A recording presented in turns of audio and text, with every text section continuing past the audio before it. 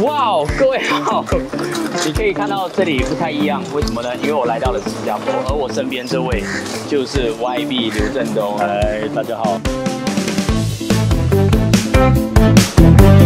我们今天来到了新加坡，因为你的选区哦，其实州在选区新加坡旁，对，州跟国都是在新加坡旁边，第二通道，对，还有 CIQ 是，所以你的选区就是有很多人来新加坡做工了。是。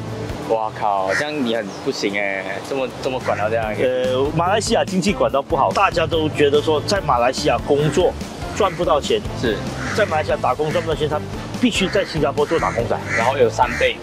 3倍多。其实这个是一个很残酷的事实啊，因为我老实讲啊，各位，我的父亲就是在新加坡做工的，然后我每一个月只见他1次，我2次啊，偶尔，就是他对马来西亚人的伤害也是在，然后对当地人在这里生活的工作离乡背景的痛苦是在，而且他是一代一代人，疫情的时候特别严重，妻离子别啊。然后比如说妈妈在新加坡，孩子交给祖父母带。而且我跟你讲，等下我也会带你去见一些我的同事，那个更夸张。等下这个故事我等一下再跟你讲。只不过我们必须要理解到底新加坡是怎么运作，才可以为什么可以拿掉我们这么多的人才。而且我觉得这种所谓的人才外流对马来西亚的伤害是很大。是，我听讲你要带我去不同的地方，对不对？好，那你带我还是我带你？我不知道啊，你有什么话要讲，你就带我去看。Let's go。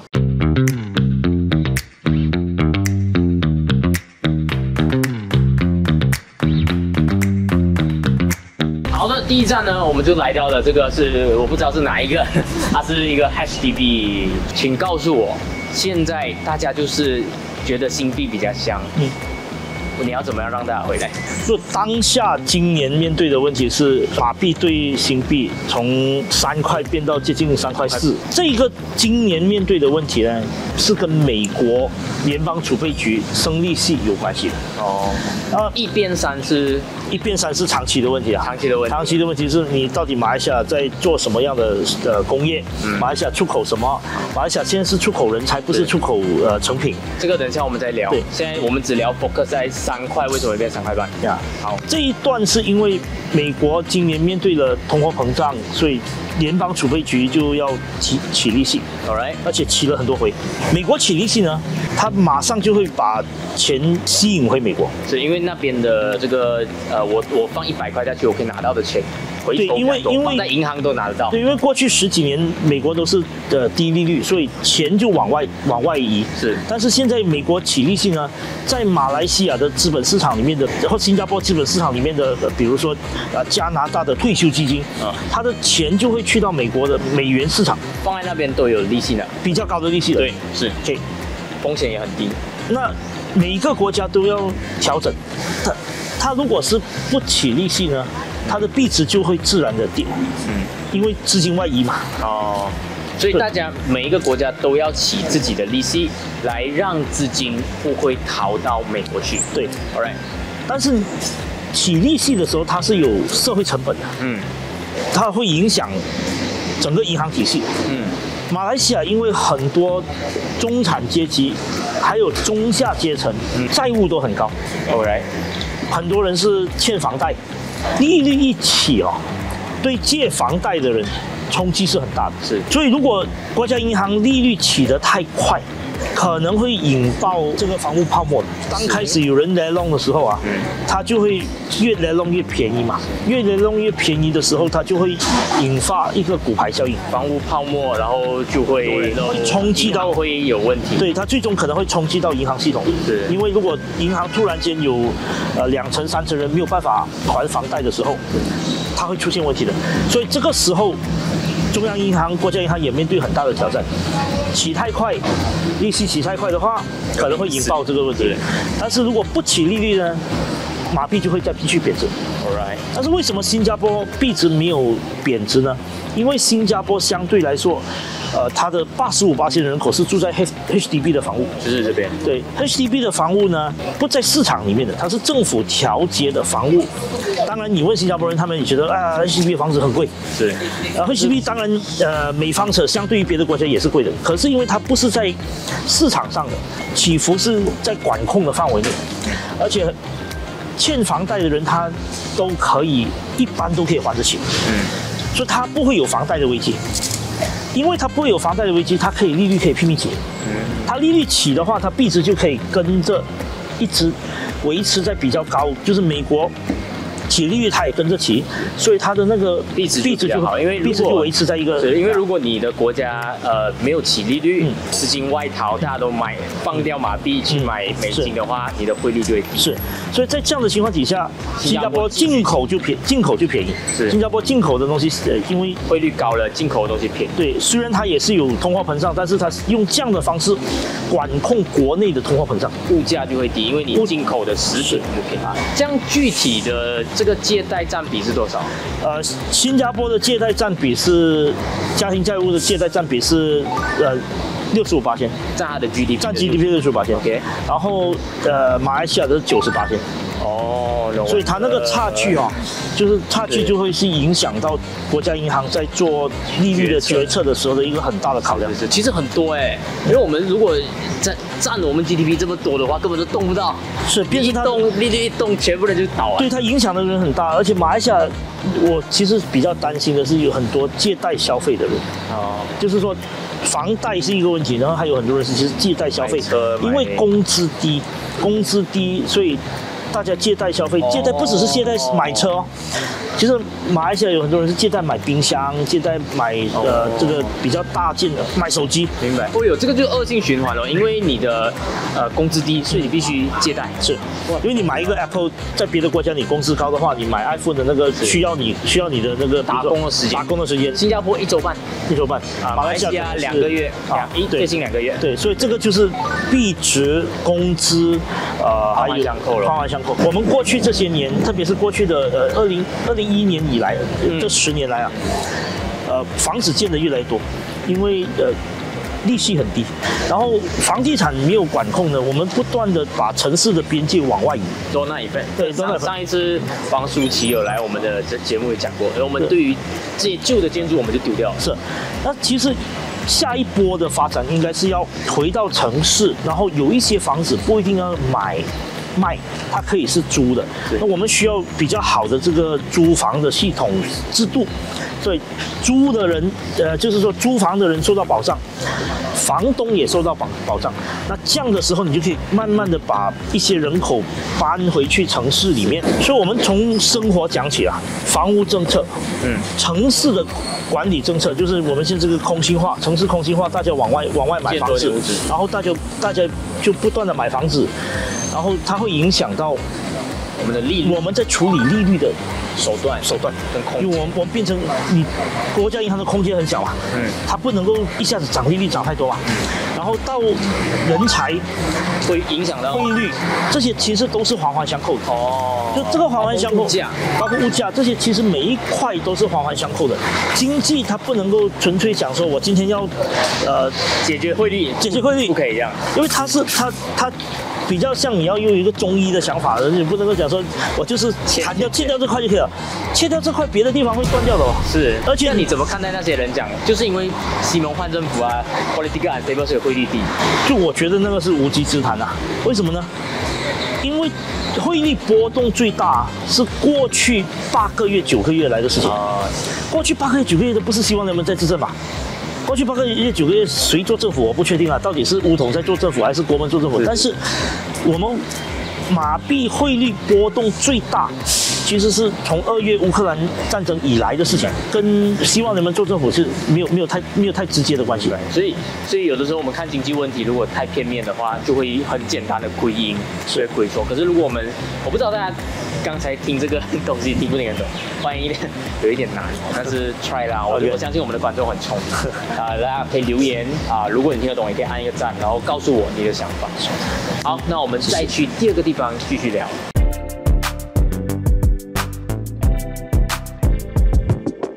好，我们现在来到了新加坡的 MRT 站，然后我的对面是一个巴士站，人来人往，很多人在用。对，为什么我们要来到这里？住在大新山的人哦，很多都在新加坡生活。是，他在新加坡搭公共交通是搭得很自然的，搭巴士、搭 MRT 都很自然的，所以大新山的人可能最懂什么叫做好的公共交通系统？哦，你说吉隆坡人不一定能够有经历到这样相对舒适的顺的。我们没有的比较，你像我们吉隆坡的公共交通这样 ，Rapid KL 坏掉一个7天，7天。有一个男子啊，走26 km 摸黑，然后还有人上巴士啊吐啊，因为等太久啊。我们的社会现在可能像吉隆坡，可能只有15%的人在搭公共交通，在别的城市少过10%的人搭公共交通。他没有想到说，我怎么样把公共交通建在最有可能搭公共交通的群体的房子附近，需要公共交通的地方，就是那个他薪金不是很高，然后他每省下100块的油钱，对他来讲很有，他孩子就可以多很多本这个课外读物了。这样我们现在建在哪里？我们建在很多时候是因为要所谓的香港模式嘛，所以就要建在这个跟房地产商合作，然后房地产商就在 MRT 旁边建大楼，建这个公寓。但是可以买这个公寓的人，他不一定是要搭公共交通哦，或者是我们建在 shopping mall 旁边建在 shopping mall 旁边 ，shopping mall 旁边的房价也是很高，房价会高嘛？所以会高的时候，这个就不是你要现在可以吸纳到的群体嘛。哦，所以应该是反而是建在郊区零散的，不一定要建在郊区啦，就是当然巴士很重要。我们今天没有办法用铁轨解决所有的问题的，我们必须要有系统性思维，就是说铁轨去不到的，我就是巴士去。这样子整套巴士去不到的，脚车去。巴士去不到，脚车去。那个这个比如说那个 scooter 去，会想说禁止人家用 scooter， 这个开倒车的。后来有反了，对，后来又讲可是那个开倒车嘛，因为他没有系统性思维嘛。我今天不管是谁做交通，他一定要有系统性思维，他不能够只是想 project。年轻人他刚出来读书，他可能觉得说，我现在可以搭Grab， 我可以搭公共交通，我可以搭巴士，可以搭什么？我可以骑脚车，对，我可以有 scooter。人行道做好的话，人行道做好，我可以，如果我住的地方是住在大城市里面，不是住在外围的，那我甚至可以就是走路去上班，你就可以省下来，不用今天那么多石油，你可以不用建那么多的路，你可以帮人民省时间，你帮人民省时间，然后未来下一个世代20岁的人，他可能就觉得说其实我这辈子不买车也还好。那不买车的时候，基本上就是政府每个月把600块放到你的袋子里面去嘛。明白。所以这样的循环，这个很多我如果是现在的 fresh grad 出来3000，是3000算多啊？有些是2200的，是600块，是公车。现在因为在马来西亚上班是一定要买车，是这个是一个基本上是一个我觉得是一个犯罪啊。这个政府是。他逼你一定要买车的话这活生生就是在 review。对，那你变成说你在马来西亚工作，本来我们的工资已经不是很高，相对于新加坡乘3.5又更少。然后在新加坡你不需要买车吗？你也不想买车，你也没有能力买车嘛。那你在马来西亚你被逼买车，那每个月要多花的钱就是你的薪水来了。是，而且我觉得如果我们可以减少买车，家庭的这个债务也会减少。对。像这个时候，是我们讲汇率又不会像刚刚讲，你变成你的那个金融体系就空间就大嘛，我们现在是绑得很紧的哦。我们其实整个经济它是连一体的，是物质、车，然后到什么，我们刚才讲的这些 house debt、汇率，然后还有工资、食物、工资，这些是环环相扣的。但工资要怎么提高，我们就等下见到我的朋友过后，我们再继续聊。好。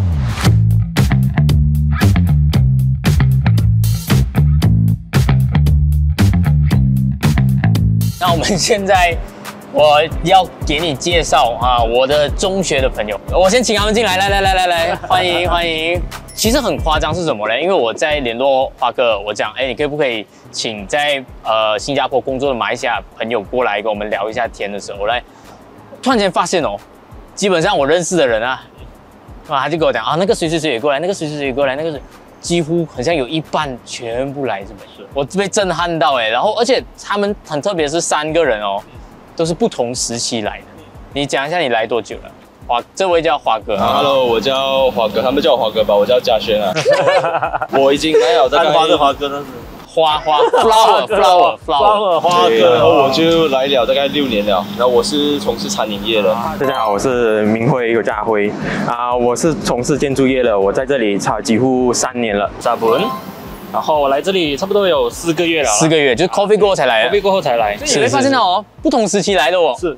就是我们的中学朋友啊，一出来就做啊，可能读完大学又过来做，甚至是 COVID 过后也来做，所以一直在输送，而且听讲他们现在还是很像那种柬埔寨拉人头这样，就是问朋友要不要来啊，就全部一起来，然后有一个 group 这样啊，他们已经变成一个社群，然后互相帮助彼此逃离马来西亚，不至于逃离啦，不至于逃离啦，大家生存哦，再帮大家生存。你看这句话多么的痛心，是为什么会来？汇率太香，对，汇率真的越来越香了，越来越香了，现在变3.5了。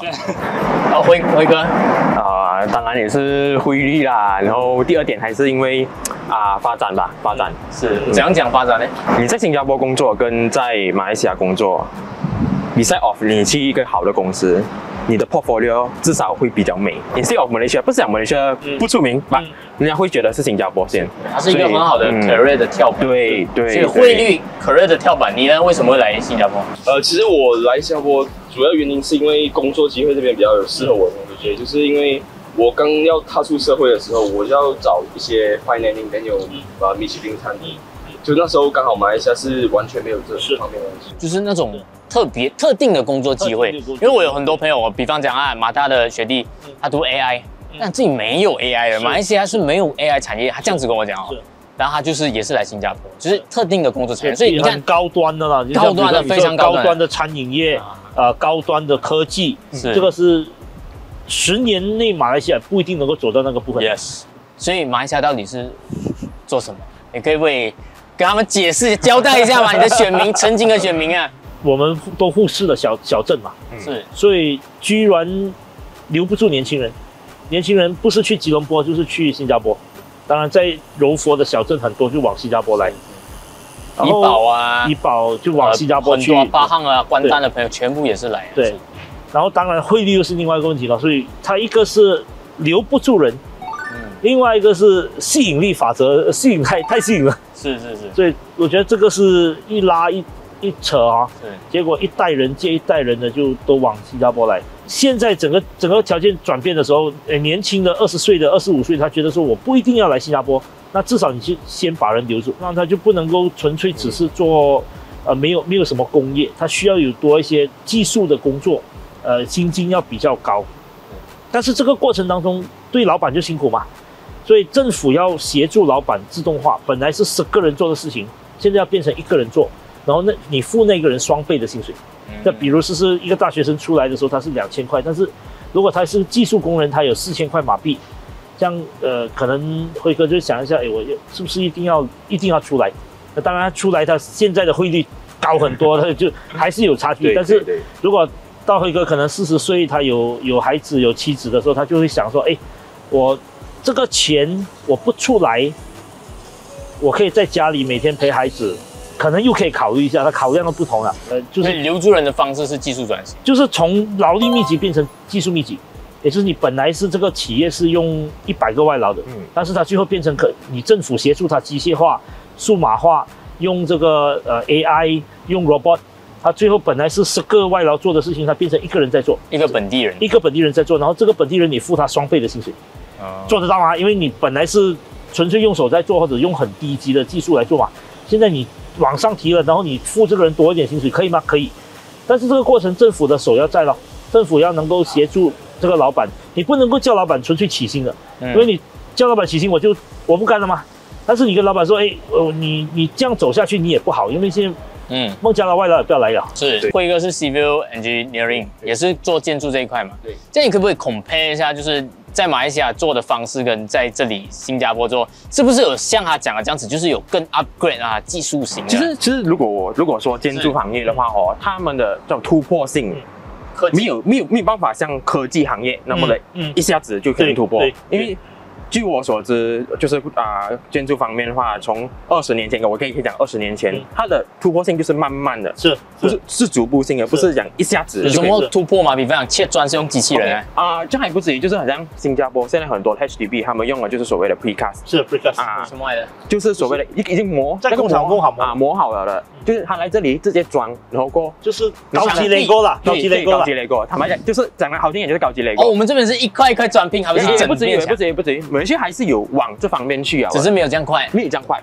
难怪人家物质可以比较建得快，也比较，因为坦白讲，因为这里就是他们要快，因为时间，今天就是时间嘛，所以他们在越短时间内完成那个工作、那个 project 的话，就赚更多钱，所以他们都会要这样子。其实马来西亚这个方面也是可以做工业转型的。我们50年前就有房子是用 precast 的方式做的，但是因为后来廉价劳工很多嘛，廉价劳工很多，大家就是反正用手可以做的，我省钱做。但是现在很难请到人了。现在孟加拉人、印尼人也很多，觉得说他不一定要进来马来西亚，所以呢，这个时候其实是转型的时候，是一个好的契机，所以政府应该要有一个方向。是很多人就想说，我怎么样提高薪水？因为我提高薪水的话，生产力没有提高啊。那就是一个增加的成本嘛。但是你生产力马来西亚人常常讲生产力就是个劳工要多做一点、多勤一点、多学一点东西，这是错的。有对一半但是更大的一半是什么呢？就是你马上用科技、用 digital、你用robotic、用 AI 的时候，你马上就不一样了嘛。是你今天本来叫那个扫地的人，你多扫一点多扫一点，他扫到最后他还是人嘛。但是你给他一个吸尘机，或者你给他一辆这个扫街的机器的话它马上生产力增加5倍嘛。不要讲我在澳洲看到他们的垃圾桶是那个车过去吊起来倒的，没有垃圾工人。我们的一个人操作，垃圾车是5个人操作嘛，对不对？外劳。你澳洲是1个人操作嘛，而且澳洲技术工人薪水很高的，就是比如说他修马桶的修马桶、修水管的工钱很高的。对。那么司机的工钱也很高。在澳洲，你是开罗里的，你是专业人士，半个专业人士，你的工钱可能高过律师的。我举一个例子，比如讲罗里刚才讲的，就是可能以前要3个人，然后帮忙下货现在1个人用机器进下货，这样薪水就会高，是这个意思。薪水就高吗？包括刚刚垃圾车也是一样。对你整个社会，如果你重视技术工人因为其实一个社会不能够每个人都去做生意的，因为如果每个人都去做生意，就是最后变成每个人都做小贩，每个人都去摆巴沙马浪，或者每个人开 cafe。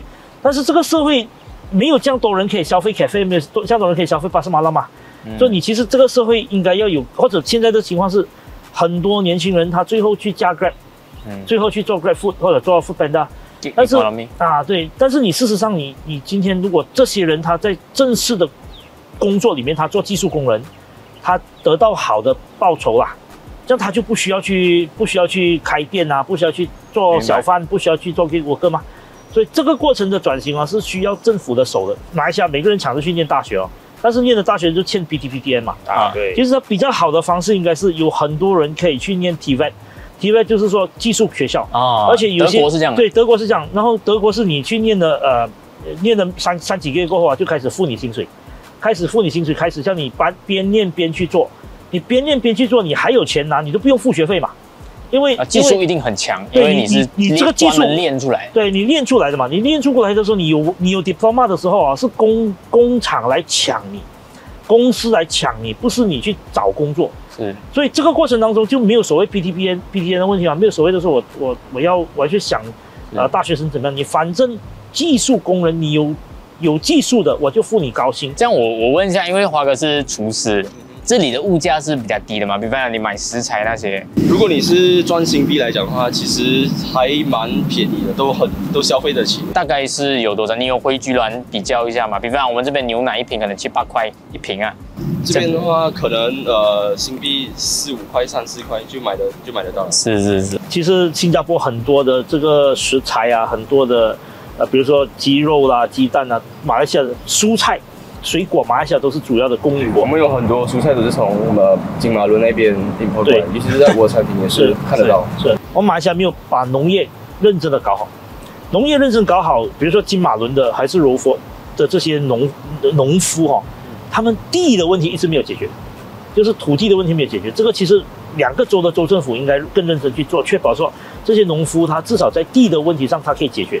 他如果地的问题可以解决的话，比如说他可以有30年或者可以有50年的这个使用权，那他就可以去贷款。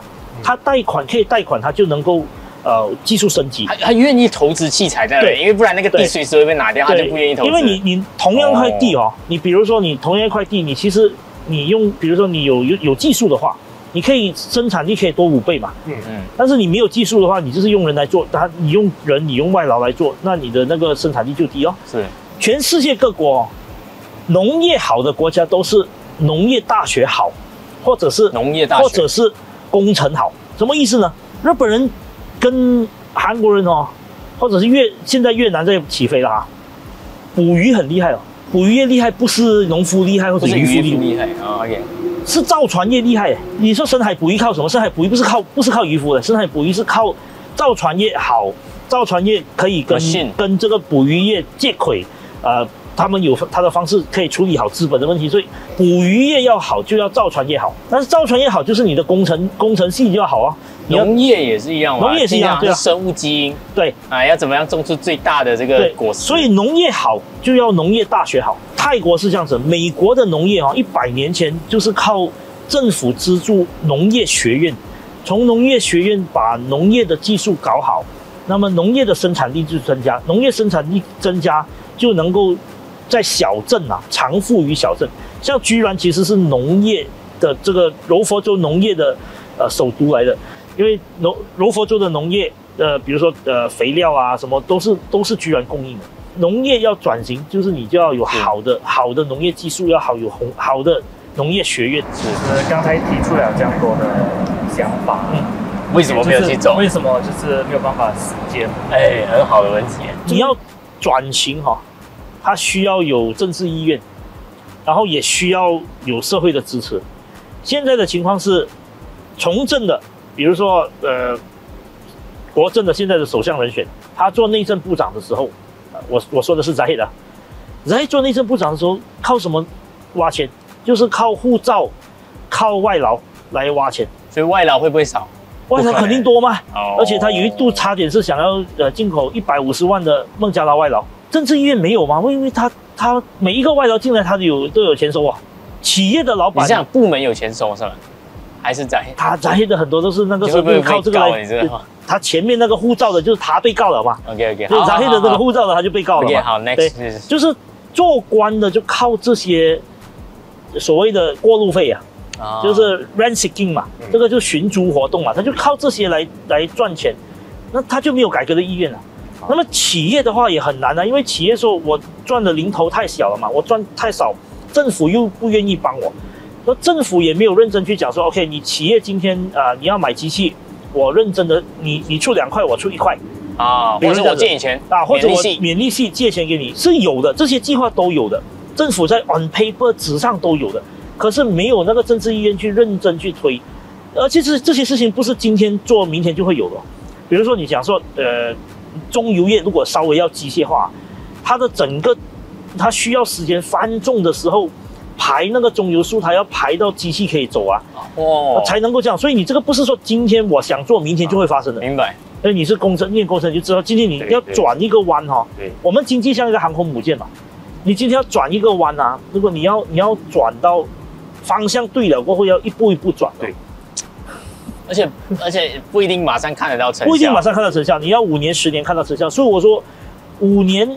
里面如果马来西亚可以从劳力密集变成技术大国就好了，你就 good enough， 你不能说马来西亚今天从劳力密集突然间变成科技大国它不会发生的，它是先变成技术大国了，然后才从技术慢慢走向科技的，这个过程它不是说明天就会发生，它要5年10年，而且要企业跟政府方向一致，然后你整个过程，所以我一直说。能够的话，我们能够把20岁、30岁这代人顾好啊。他20岁、30岁的人，他出来念完书出来，他不一定马上第一个想到就是要去新加坡啊。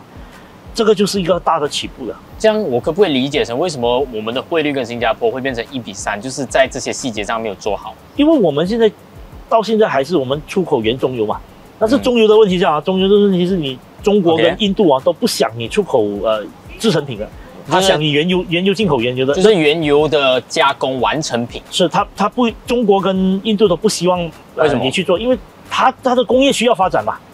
进口原中油，然后他的工业才能够发展嘛。但是我们这边，我们就有加工业在那边。对，我们如果到现在为止还是原产品出口占那么大的部分这个是一个问题了。就是说，至少说橡胶你最后变成手套，变成 condom， 那。这个过程是对的。我们今天不能够纯粹就是讲我们只是做贸易，我们只是做服务业，我们只是做原产品出口，我们一定要有好的工业。那你要靠技术，你要靠工业，你要靠生产，然后你要靠品牌。意思就是讲他把这个中油变成一个完成品，是因为完成品的溢价会更高。对，这也是我们经济学有学到。比方讲，马来西亚出产一个轮胎的打压，可能讲50块钱就可以买到啊，那个原料你出产过去，可是你加工成打压，可能可以卖200块。如果你安在 Mercedes 上面，它就可以卖2万块，对不对？Mercedes 的打压，所以它其实就是一个这样的。你要变成完成品，你的价值才会变高。为什么？因为你是卖给直接的消费者，而不是卖给工厂。因为工厂看价格，对价格敏感，消费者对价格不敏感。那我们其实，在马来西亚有很多中小型企业，这个马来西亚的中小型企业在居然也有好些，把赌有很多。政府真的是要，如果马来西亚要经济转型啊，政府就要协助这些工厂工业转型。如果这些工厂可以工业转型的话呢，你这些中小型企业就是很大的能量。这些马来西亚的中小型企业，要翻一翻，它能够从劳力密集翻到技术密集啊，我们就有很大的钱。不过像这样的情况呢，是不是就是换一个政府就可以解决的呢？换一个政府，那个政府有政治意愿，然后要时间，要政策，这个不是说明天就能够做到的事情。我觉得我们现在的问题是，现在的选择是一个是往后退，一个大家看不到未来会是怎么样。我们有经济方向啊。我是希望说，当然我们现在回到去的就是你那个选择变成差太远了。但是我是希望说，如果换的政府方向清楚，我们可以在5年、10年看到你转那个航空母舰，把那航空母舰转回来对的方向，移一点这样转。而且马来西亚跟新加坡其实它应该是良性竞争的。新加坡做不到的，比如说土地。新加坡做不到的，比如说农业改革，然后中等的技术，新加坡跟马来西亚它可以接轨的话，就是说，投资者他可以投资在新加坡跟马来西亚，然后在马来西亚工作的他是新加坡工作的大概2/3的薪水。或者我换一个角度讲，就是新加坡从技术变成科技行业过后，它可以用这个科技把下面的这这个技术下放到马来西亚这边。然后薪金高很多，那你就比如说变成说，对新加坡企业来讲，我在马来西亚的工人是新币的2/3，我不需要在新加坡做这些事情，我可以在马来西亚做这些事情。其实反而是应该要互惠互利这样子。对，这样他就可以跟新加坡就是新加坡往上，他也跟着上，那大家都有得到好处。讲到很美好，是不是？不至于啦。I mean 有看到方向啊？你觉得可以说服到你吗？多少还是会说服到啦，多少就是那吧，就是理想归理想啦，现实还是有现实的。我也清楚知道，就是所谓的没有所谓的一步登天这样的东西，所以就是大家都需要时间。所以选民跟政府大家都要配合。就你会回去投票吗？投票是肯定会的。华哥，我申请邮寄选票，因为我当天申请不到假期。你呢？一样了。也是申请，服务业比较比较难啦哈。可是我听讲你们身边因为你刚刚有跟我讲，私底下他跟我讲，身边很多朋友是没有想要回去投票的。对，他们都对政治有点冷漠啊，就是有点没有希望那种，他们要希望是大家都觉得好像改变不了。我们的对手他知道他很难拿到年轻人的选票，所以有人一直在散播一个想法，就是说投票是没有意义的。马来西亚政治是浪费时间的，然后甚至有很多人在讲马来西亚是没有希望的，所以他要引导的人就是说，反正你是年轻人，我拿不到你的票，你最好以后变成新加坡公民。就我跟很多朋友说，我说马来西亚虽然说不完美，而且政治的路也是起起落落，但是我会希望说马来西亚公民可以看到说，我们一步一脚印。大家至少参与投票，可能这一步不能马上一步登天，但是它可以是改变的起点，可以让马来西亚的生活更好，至少让比我们更年轻的人，下一代，你的孩子，或者是比你年轻的你的弟弟妹妹，他们的选项多一个选项，就是不是所有人把所有的希望寄望在新加坡，而是我们也。把一点点的希望寄望在马来西亚，如果这马来西亚的希望比较好的时候，大家的选项就多了。好了，这样我们最后做一个总结，3位有什么感言要讲吗？无论是对谁都好，对家人啊，对在这里工作的马来西亚人啊，或者是对马来西亚的人，或是对政客都可以。记得回去投票。记得回去投票。就是在这里工作的人，肯定是会有压力的啦，所以就不要想不开，有什么事情要跟身边的同事啊、很棒家人讲啊，多珍惜当下啦。哇，什么？对，我的意思是想多珍惜当下，就是有家人还在的时候就多陪陪家人，然后就是像我们这样的，就是没有办法的被比理想背景啊，大家就一定要牺牲一小部分的东西啦，就是当初那一小部分你拥有的时候就多珍惜。哇，这样子很会讲话哎，谢谢你们3位来跟我们分享，然后我也是希望你们可以在这里真的是越做越好。然后重点是呢，如果你在这里学到很多东西，有一天马来西亚变好了，你回去你可以带很多的 value 回来，我是这么觉得的。所有在新加坡的马来西亚人，我希望大家不要放弃马来西亚，给马来西亚一个机会，11月19号回乡投票。好，那真的很感谢我们的所有的朋友们，他们真的是我中学朋友，全部都喝茶，是，谢谢你们，谢谢你们，感恩。